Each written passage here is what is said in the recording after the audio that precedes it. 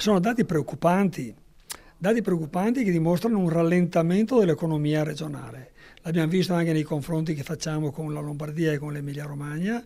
La Regione Veneto sta crescendo meno, anzi è in fase di calo dei dati economici e questo ci preoccupa. Tra le 3 regioni che fanno da traino all'economia nazionale, il Veneto sta passando da locomotiva a semplice vagone. I numeri resi noti a Marghera dalla CNA, elaborando i dati di Infocamere sul secondo trimestre 2025, rapportato allo stesso periodo del 24, hanno convinto l'Associazione degli Artigiani a lanciare un allarme drammatico. Il Veneto produttivo si sta fermando. Abbiamo un calo delle imprese rispetto all'anno scorso di 2.400 imprese solamente nella prima parte dell'anno, 1.200 di queste sono imprese artigiane. Ci sono un aumento dei fallimenti dei concordati preventivi e un calo dell'export complessivo di 239 milioni rispetto all'anno scorso. E tutto questo solamente all'inizio delle dichiarazioni delle attività sui dazi che devono ancora produrre gli effetti.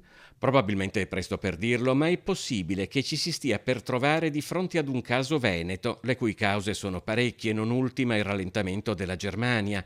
Ma ciò non toglie che l'allarme sia tale da mettere in discussione persino il sistema di sviluppo economico che per decenni ha generato il benessere di questa regione. È chiaro che dovrà essere, secondo me, rivisto un po' il modello di sviluppo regionale rispetto al passato.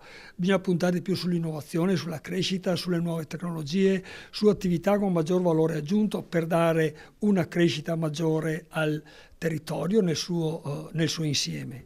E in questo ambito chiaramente il ruolo delle istituzioni della regione in particolare è molto importante.